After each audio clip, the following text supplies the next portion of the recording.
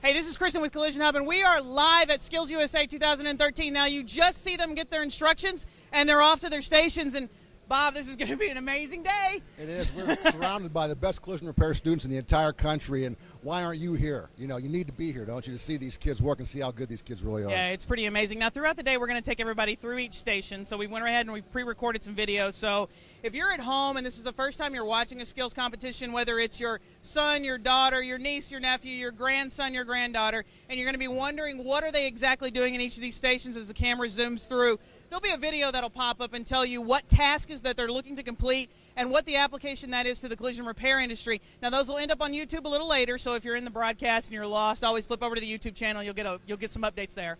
That's right, and as you watch this competition today, pay particular attention for those of you who have students who may be here next year, because it really does help knowing what they're getting into, because so many times, Kristen, I see students come in that aren't really prepared, their states didn't prepare them as well as they should have been, and they get the deer in the headlights look, so it's always good to know what they're expected to do when they get here. Yeah. Now, Bob, you got a tour yesterday of what's going on down in the refinishing division. Now, they've got some new equipment down there, Absolutely, and I know they may be seeing that in the background. What's new down there in refinishing this year? Well, Dan Am and Sonic has got some really cool stuff down there. The vac system is unbelievable. We didn't really do any video of it, I don't think, but the whole behind-the-scenes vac system is amazing, how big this is and how much equipment they really have for these kids, which shows how much safety is really incorporated into the collision repair business today. It's just going to be a great day, and I'm going to hit the different divisions, and I can't wait to follow them around. I think every year I learn a new trick. These kids come in and show me stuff I don't know, and I feel really inadequate sometimes with these guys. Well, it's good that we're doing this and not that, I guess. Exactly. Right? There's a reason I'm holding a mic and not a hammer. So we're going to flip it back out, get in on some of the competitions as the kids get started. We'll come back throughout the day. We got some special guests that are going to stop in to visit to talk about the trade industries, what's out there, what's happening. We'll have Snap-on here later on this morning to talk about how Snap-on Tools is supporting SkillsUSA in our future. And we're just going to have a fun day, aren't we? Absolutely. Stick around. Stay with us. You're going to love it. All right, let's get this started. Let's go. All right.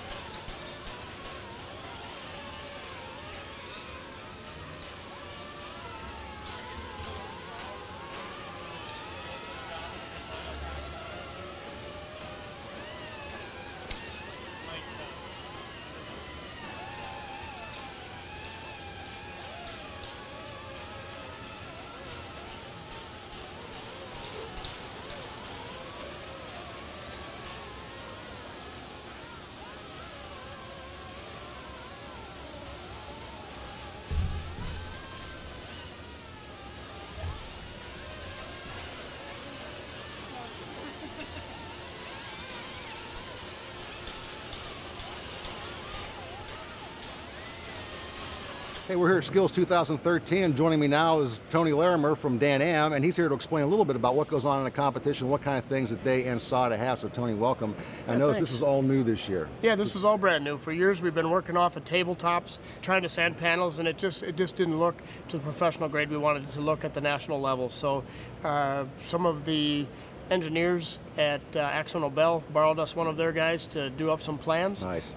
We have a local company up by us in Spring Valley, Minnesota called KFI Manufacturing that did the welding part of it, and we did all the assembly and hauled it down here and coupled it together, as you'll be able to see on it, completely full, so all the air tools run. It's Eurovac helped us out with vacuum system, so it's all central vac, and now we can all of the SATA fittings and couplers and hoses from SATA and all of the Dan-Am air piping, it's all air supplied, so we have a great place to sand all the panels. So I guess we can show everybody that the entire industry comes together when it comes to Skills USA and all pitches in, right? Yeah, we sure do. And another thing it's going to show you too is that how safe this job has become. I mean, a lot of people has a stigma of being a dirty, filthy job. But when you see all this kind of exhaust and all these things, it's really kind of a clean operation. Yeah, there's no dust, there's no dirt. I mean, I remember years past where we were wet sanding in here and you had to watch the floors and everything. None of that. It's all very clean, all vacuum. Very clean, right down to everything we do in the booth is all air supplied respirators, and it's all a downdraft booth that evacuates everything. So what else is new? Well, we've got quite a few new things this year. We're spraying waterborne, both Great. waterborne base coat and waterborne primer. We're lucky to have 4 paint companies here, from PPG to Akzo Nobel to Sherwin-Williams and now Axalta, working with us, so they provide the products. So it's the latest, so everybody's spraying what the latest trends are, latest products. So what about the competitors? Some of them probably aren't used to shooting water, are they? Or they've been indoctrinated into that now? They've been indoctrinated, and over the last couple of years, last year we did waterborne base. This year we incorporated the primer in as well, and so they've been told, and it's been in their curriculum now for the past couple of years, and so they really do have access at all state levels to water. Some of them may not spray it in their shops every day, but in those cases they had the availability from their local distribution to help them get trained on it. I think it's a good thing to point out too that a lot of people think if it's waterborne, well, you don't need a mask or anything. I mean, it's perfectly safe. Talk about that a little bit. I think water it's still a paint that's got a co-solvent in it. It's got resins in it. It's still it's now made to mix with water instead of with solvent. So now when it gets on your skin, it actually absorbs quicker than it would have before. So it's equal protection. You still need to keep yourself covered up. Keep yourself safe, so that's still a very important part, and maybe even more so today than ever. Right. Let's talk about some of the tubing we see here and all the vacuum stuff. What's that all about? Well, what we have is we have a full unit. This rack on top of it has a full exhaust system that's mounted through the full length of 60 feet of this racking, and then all the way out to a 60-horse electric motor that sits out by the back door with an exhaust system and filtration, so even after it gets filtered and gets vacuumed in, no dust is being blown out into the atmosphere. It's keeping it clean. So that's helping. It just really helps us keep this area clean. When the students are doing their repairs, the contestants are doing their repairs, there's no extra debris to have to clean up. It really makes for a professional job. Good. What else you have here this year? Anything? Well, there's a lot of new stuff. We've got everything from disposable cups to, I mean, in our skills competition, we're divided in, I guess you'd call it, in automotive refinish and collision repair. So there's 2 separate segments, where years past it was a mixture. So now we can concentrate over here on color tinting and blending, concentrate on how to do spot repairs, how to prime and how to feather edge and get ready for paint. And we let the collision side concentrate on fixing the sheet metal, on doing the structural repairs, on doing things like that. So everybody is here. They're doing demos on how to mask a car correctly or having to be tested on that. So all of that is in. So the whole industry has stepped up to make sure it's a great competition that covers every facet of what we'd be doing in the body shop. I like how you have the sun guns over there for the test on the match, and that's a really important thing is match, because a lot of people think, will the color ever match? You have to have an answer for that, right? Right. So they've got, and they're being thoroughly tested, certainly in 2 different environments, one with color tinting and blending, and then also in just some color identification stuff to find out what they know. I mean, it really tests our skills. One more new thing this year that was added, the company Infratech donated their infrared lighting to our spot, or our repair process for drying the bumper panels before they got a feather edge, and that sped it up dramatically. So that was a great investment by them, and we're sure glad to have them on board. Good deal. Well, thanks a lot for your time, Tony. If you ever get a chance to come out to Skills USA, you got to come see this Refinish area. It's really amazing, because Tony here with Dan-Am and SATA are really stepping up the game here and getting all the equipment the kids need to do a really good job. All right. Thank you very much. Appreciate you spending some time with us. Thank you.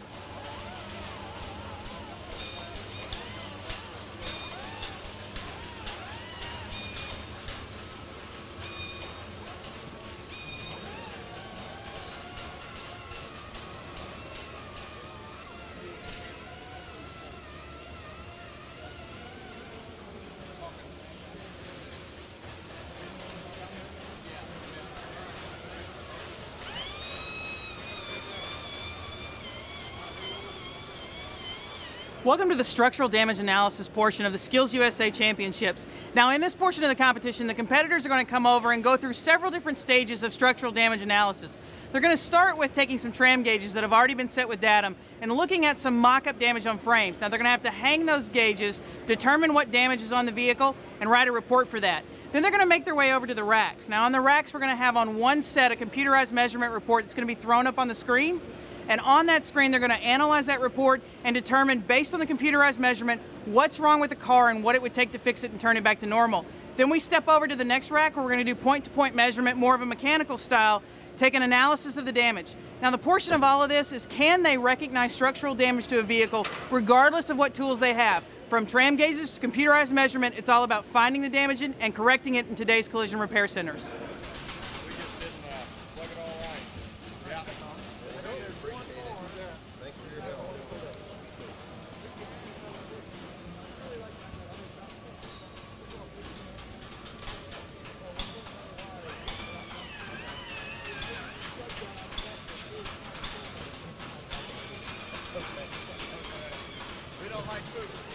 You don't like food, do you?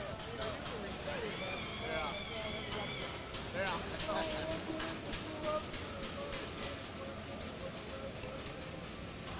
That happened about 2 to 8. That's why.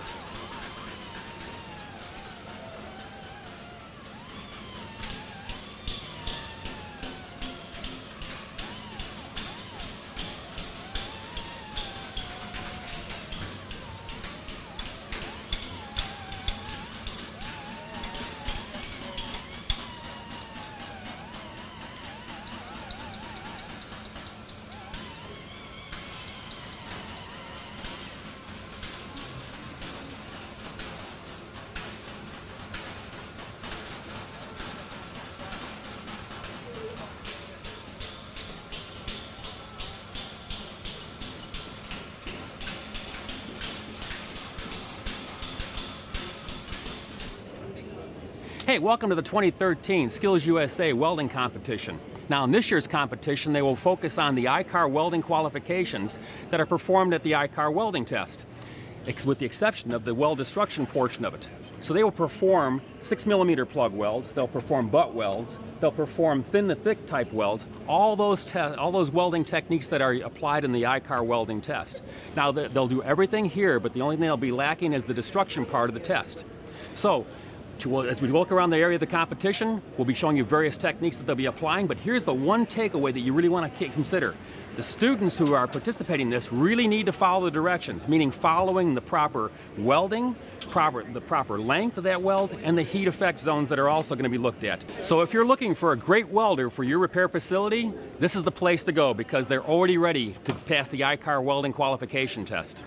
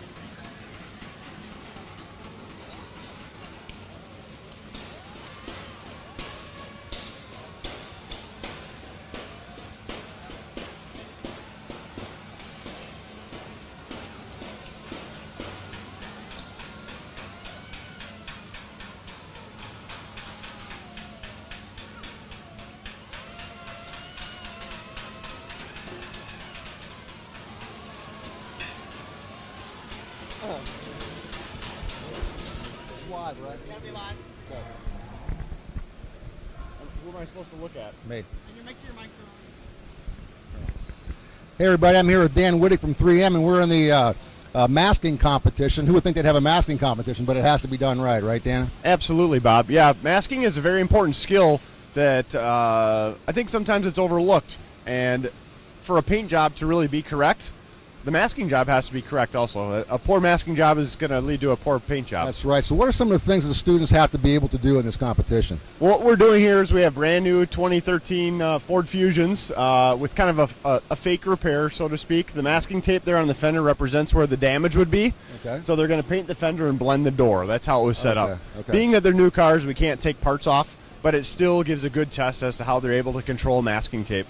So they mask the jam, the hood area, the bumper, the wheel well, and then cover everything with overspray plastic sheeting. Okay, so when you judge this competition, what are you really looking for as far as, you know, the perfection in masking, for example? What little things do you look that might not be right that some students do slip up on? Sure. Some of the big areas is just the usage of tape, how they apply it, over taping, under taping, or is it just right? We have some specialty products like our trim masking tape. Do they use it? Do they use it correctly?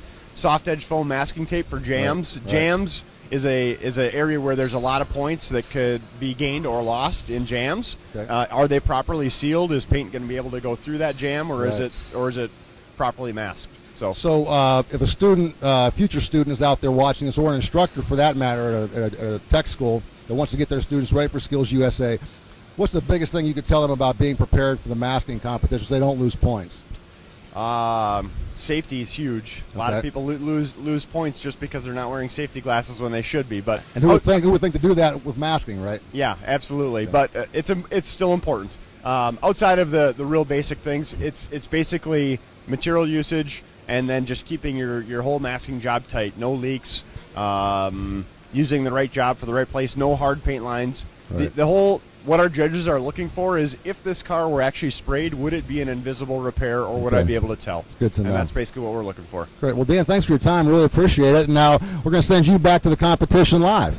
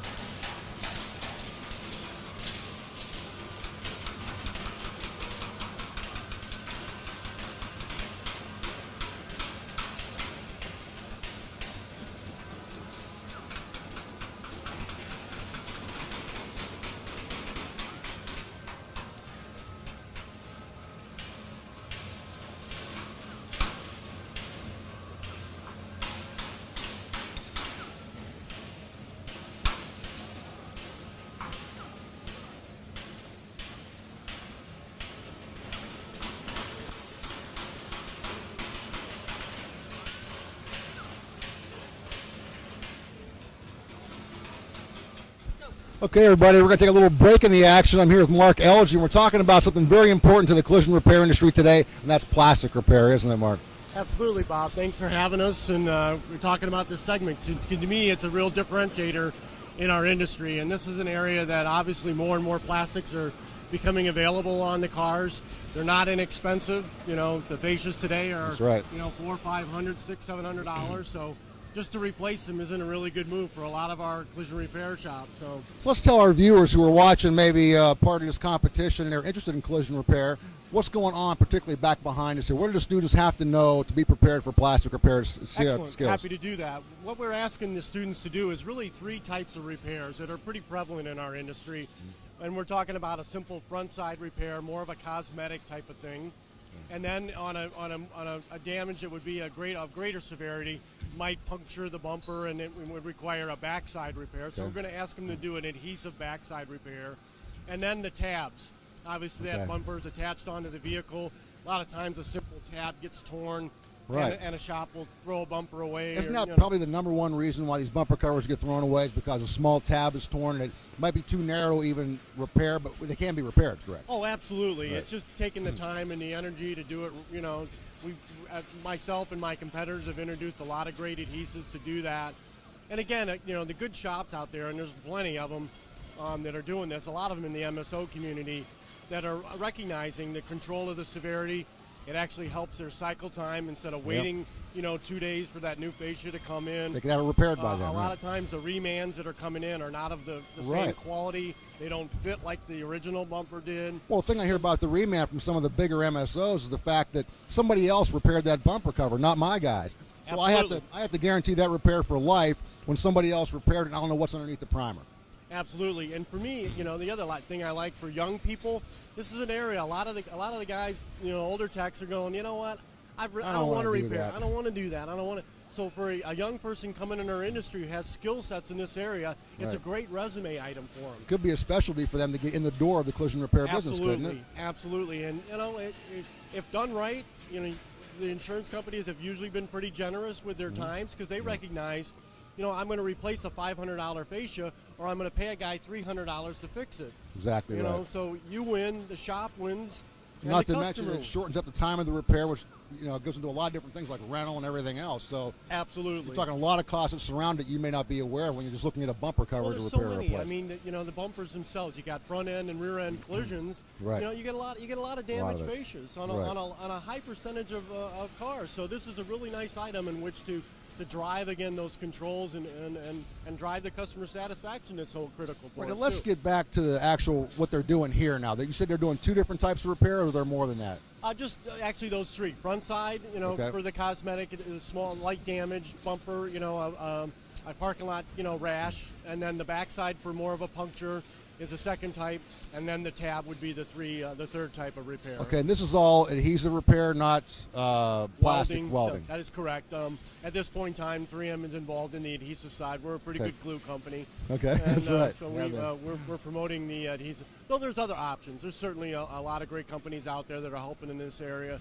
We just want people to do more of it. And again, I think the value that a young person coming in this industry, it's a skill set that can be fairly easily mastered.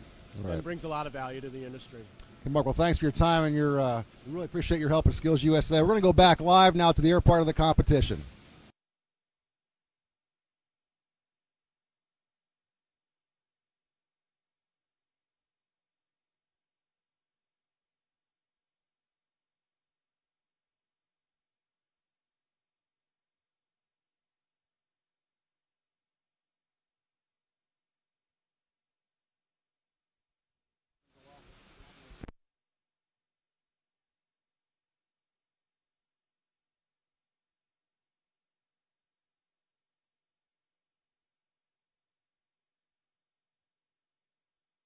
Hey, we're back live at the Refinish area, and I'm here with Alan Craighead from LKQ.